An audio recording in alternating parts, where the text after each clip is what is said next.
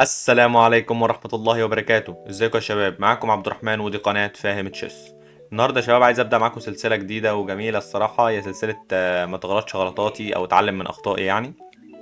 سميها زي ما تسميها. فكرة ان انا بوريك غلطات ممكن تكون يعني بوظت دوري او خسرتني الماتش، بلندرات عملتها من الاخر، وانت تحاول تتعلم منها وتفهم البلندر ده انا عملته ليه وفكرتي كانت ايه وما تغلطش غلطتي يعني من الاخر، وتتعلم من اخطائي وتتعلم برضو من نقلاتي الحلوه، يعني زي ما بتشوف الجمال وتشوف البريليانت تشوف برضو البلندر. وعادي يعني ده مش حاجه نخجل منها او حاجه زي كده. نقلات الخطا كلها بنتعلم من اخطائنا، وانا والله فخور ان انا بغلط. يعني هتقول لي ازاي يعني فخور إن انت بتغلط؟ اقول لك انا بتعلم من غلطي. يعني غلطي ده اكيد علمني درس حتى لو درس صغير، بس درس على درس هيديك درس كبير. وبس يا شباب كده خلينا نبدأ مع بعض في أول دور، وإن شاء الله السلسلة دي تستفادوا منها إن شاء الله وتطلعوا يعني مستفيدين وبرضه هوريكم برضه السلسلة احنا كده كنا مكملين فيها اللي هي الرابد اللي أنا بكسب فيه فبعرض اللي أنا بكسبه وبرضه أعرض اللي أنا بخسره، مش حاجة شيم يعني أو حاجة زي كده. ف وطبعا يا جماعة أنا لسه بادئ امبارح 8/1، فزي نظام تدريبي صغنون كده أنا عامله، يعني إن أنا كل يوم هلعب 5 أيام رابد طوال 15 زائد 10 ثواني و30 بازلز وتدريب على الاند جيمز و... وراجع، مش راجع ده اللي هو حفظ يعني وكده، ولكن تفهم افكار افتتاح انت مثبته للابيض والاسود، بتلعب بيه على الدي 4، بتلعب بيه على الاي 4.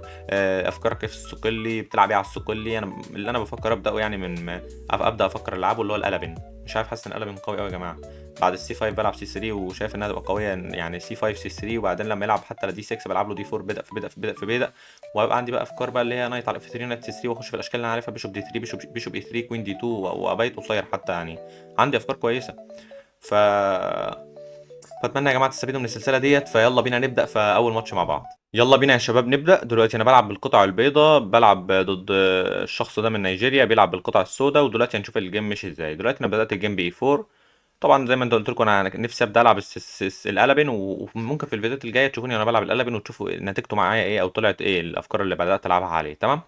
فلعب هنا طبعا سي 5. طبعا يا جماعه انا لاعب الافتتاح هنا اصلا بدقه 100%. يعني ايه؟ يعني انا لاعب والله بدقه 100%. الافتتاح انا لعبه كويس، ولكن أم، انا ما كنتش مرتاح في شكل الميدل جيم. هتشوفوا اي 4 سي 5، لعبت نايت اف 3، والمين لاين طبعا بدا في بدا حصان في بدا نايت سي 3، ده الدراجون. طبعا انا بلعب إيه على الدراجون يا جماعه؟ بعد بيشوب جي 7، بعد ما بيلعب بيشوب جي 7 اللي انا بشوفه دايما بيتلعب يا جماعه اللي هو البوك موف. انا انا عارف ان ده البوك موف، عارف ان هو مين لاين، ولكن والله يا جماعه اشكاله وافكاره انا مش مرتاح لها ولا بحب العبها والله. بس مش عارف انا لعبتها ليه، لان دي يعني تعتبر الافكار الوحيده اللي انا عارفها. يعني هتقولي ما تلعب افكار عاديه يا عم، مثلا بيشوب دي 3 عادي وتجيب حصانك هنا عادي ومثلا انت تلعب كوين دي 2 عادي او كوين اي 2 يا عم، وبيت قصير اللي انت عايزه، ما حدش هيجبرك على حاجه.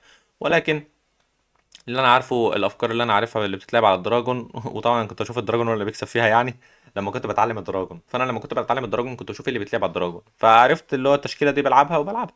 بيشوب اي 3 عايز العب بيشوب اي 3 كوين دي 2 تبي طويل اف 3 جي وجي 4 طبعا يعني بدري متاخر وحشه، عشان المفروض العب اف 3 الاول وبكينج بي 1، وعايز العب اتش 4، والافكار ديت هي دي الافكار.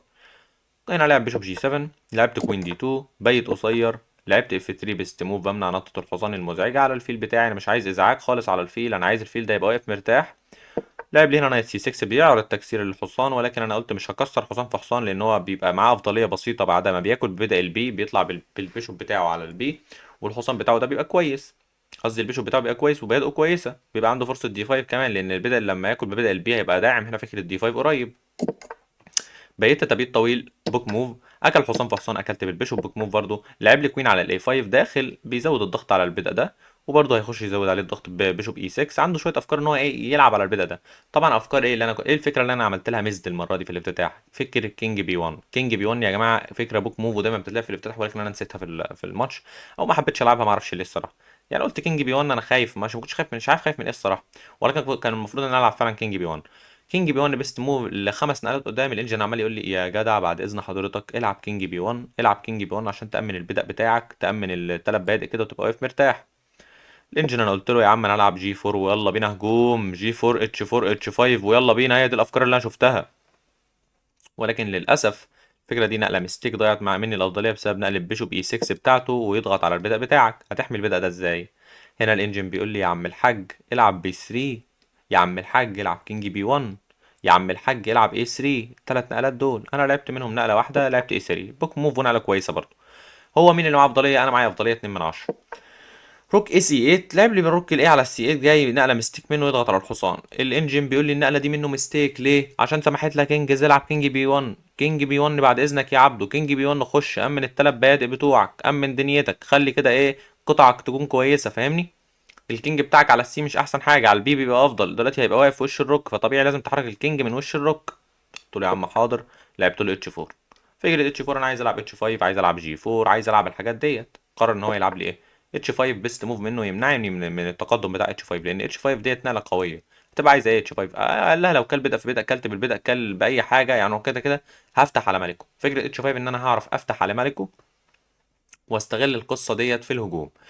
طيب الجيم كمل ازاي يا جماعه؟ الجيم كمل بدأ في بدأ مني، ودي نقله ان اكيورسي. الانجن ما كانش بيقول لي كده، الانجن كان عمال يقول لي كوين جي 5. الانجن كان بيقول لي العب كوين جي 5 زود الضغط، العب كوين اي 3 زود الضغط على الاضعاف اللي على مربع الاي 7. معذره.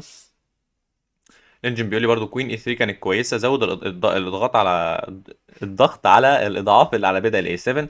دلوقتي البدأ ده ضعيف لان هو مش محمي الا بالوزير، ابسطها كان ممكن يدفع البدأ ويحميه، ولكن انا كنت على الاقل ممكن احاول اضغط على اضعافاته.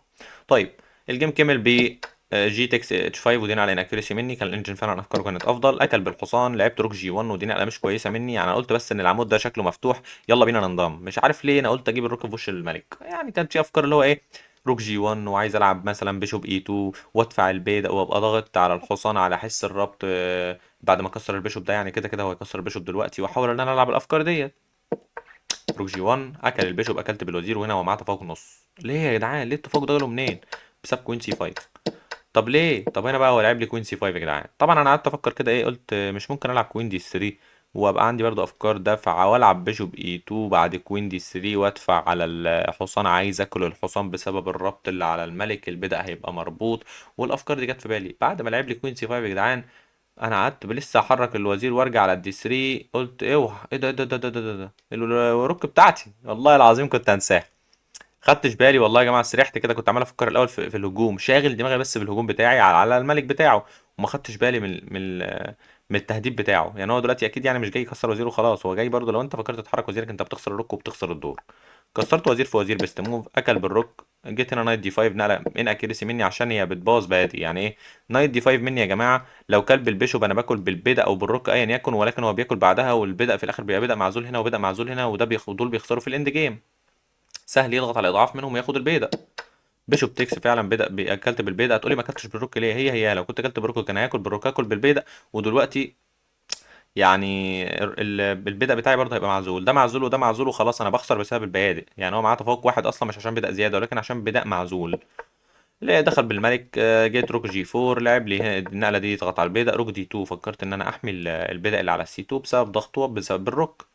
لعب لي نايت على الاف 6، هات الروك بتاعتك. لعبت له هنا روك جي 5 ازود الحمايه للبدء اللي على الدي 5. ودلوقتي انا حاميه كويس، ولكن لعب لي هنا روك اتش 8 هات البيضة. دلوقتي هو معاه تفوق 9 من 10 يا جدعان، وهنا لعبت نقله بلندر يعني سيئه الصراحه. انا هنا كانت في افكار في بالي، قلت يا عم مش ممكن العب هنا روك جي 4، احمي بدأ الاتش 4، احمي بدأ الدي 4، بدأ الدي 5 بالروكين ومزود الحمايه على بدأ الاتش 5. طبعا انا هو معاه تفوق كده كده 8 من 10 و9 من 10 وكده، ولكن يا جدعان وحشه. يعني النقله ديت سيئه مني ان انا العب نقله زي كده. لعبت نقله بلندر يا جدعان. ايه هي النقله؟ وقف الفيديو حاول تلاقيها. فكرت ان انا قلت انا كده كده بخسر بيضة، ولكن انا مش بخسر، يعني روك جي 4 كانت بتحمي. لعبت له روك اتش 2، نقله بلندر مني ومعاه تفوق دلوقتي 3 ونص، والماتش راح. ليه الماتش راح كده اهو؟ روك اتش 2 حات البيضة، حميت البيضة اقصد، راح واخد البيضة بكل بساطة بالروك. قال لي يا عم شكرا على البيضة الزيادة، وانا اخش الاند جيم دي كسبان. معايا بيضة زيادة وبادئ كلها كونكتد وخلاص، انا والله العظيم لا اكسب الدور، حلف لي بالله كمان.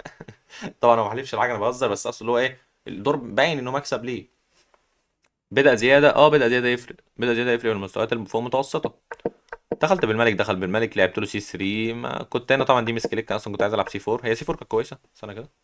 لو كنت لعبت له سي 4 والله كنت افكر في سي 4، ما اعرفش ليه. سي 4 عليها نايت اف 4. نايت اف 4. هو كده كده لعب نايت اف 4 من غير ما اكلمه يعني، وكنت عايز اخش هنا بالملك او كينج اي 1. هل لو لعبت كينج هنا كانت كويسه؟ مش شايف له فورك يعني ولا حاجه. بيقرب بالملك كينج اي 5 وخلاص. يعني هي انت جيب باين مكسوبه يعني، باين ما فيهاش افكار. سي 3. بيشوب، رجعت بالبيشوب، قدم لي بالبيدق، جالي بالروك هنا اتكسر، وده مش احسن قرار. كسر وبعدين اخد لميت البيدق بالبيشوب، جالي هنا بالحصان. طبعا يا جماعه انا هنا والله يعني بعد النقله دي المستيك منه، دلوقتي انا عندي فرصه تعادل. ايه فرصه التعادل بتاعي؟ حرك البيشوب بتاعك هنا، حرك البيشوب بتاعك هنا، حرك البيشوب على الوتر ده كده، التانيك رايح جاي والتانيك تحاول تتعادل. ليه؟ دلوقتي خليه هو يدور على البريك ثرو، ولكن المشكله عندي لازم احاول اصلحها، هي فكره ان انا لما ما مش فاهم، لازم تلاقيني انا بعمل بريك ثرو. هتلاقيه وانا قاعد اصلا خسرتني. يعني رحت انا لاعب النقله هنا، يعني نقله للاسف اي 5، لعبت اي 5 هنا نقله مزد مني. مزد ليه؟ مزد التعادل. كان عندي فرصه تعادل، كان عندي فرصه ان انا ممكن اتعادل، يعني كان معايا فوق 2 من 10. وريني هتلاقي البريك ثرو بتاعك ازاي. ملكي كويس، مانع ملكه من التقدم، البدأ ده مش عارف يندفع باكل، البدأ ده مش عارف يندفع ملكي واقف، وعندي فرصه تعادل. خليه هو يدور على البريك ثرو. اكل بالبيضه، اكلت بالبيضه، دخل بالحصان، وهنا خلاص اند جيم. قعدت بقى دلوقتي لقيت الفكره، دلوقتي قعدت احاول احرك الفيل على الوتر، ولكن بعد ايه؟ بعد ما خد الافضليه. يعني كنت المفروض الاقي الفكره دي بدري. قعدت طبعا احاول اعمل كده شويه نقلات، لقيته خلاص بيرقي، قلت له يا عم شكرا والسلام عليكم ورحمه الله وبركاته. طبعا يا جماعه لو حد حابب بس يشاركني في رحلتي ديت، انا كده كده هشاركها معاكم ان شاء الله. احاول باستمراريه كده، هي مش تبقى على طول يعني، مش هتبقى يعني كل يوم وكده، ولكن احاول ان انا كل ما بيجيلي فرصه ان انا اشارك معاكم التقدم اللي انا بعمله. بلندر بقى بريليانت، احاول ان انا اشارك معاكم رحلتي ديت، واتمنى ان انتوا تستفيدوا من الرحله ديت. حد يعني مثلا غلطه شفتوها انا عملتها ما تعملوهاش، نقله كويسه عملتها انتوا تحاولوا تعملوها، مش نقله او فكره، طريقه مثلا عملتها، فاهمني؟ فان شاء الله يعني تستفادوا. وطبعا النظام اللي انا ماشي بيه ده ان شاء الله يبقى كويس. طبعا انا لسه اول يوم، اول يوم ماشي بالنظام ده. انا طبعا كنت بمشي بنظام عشوائي قبلها، لسه بادئ ان انا قلت 5 ايام 10 زائد 15 زائد 10 ثواني كلاسيك، يعتبر ان انا الحق افكر واحاول اشوف نقلات كويسه. بقيت العب الافتتاح كويس، ولكن اللي محتاج اشوف افكار احسن ضد الصقلي. وبفكر في القلبن الصراحه قوي جدا. القلبن الصراحه حاسه قوي. فان شاء الله تبقى كويسه. وفي الابيض بلعب السكوتش، بس غالبا انا قلت بقى لما بلعب ضد الصقلي هلعب القلم. فان شاء الله اي 4 اي 5 بلعب السكوتش عادي، لو اي 4 سي 5 بلعب القلم. لو بلعب الدي 4 بلعب الكوينز جنب الديكلاين، بحب الاشكال اصلا بتاعته. أه وبس يا شباب، اتمنى تكونوا استفدتوا يا رب، وابقى ان شاء الله اشوفكم في فيديو جديد. والسلام عليكم ورحمه الله وبركاته.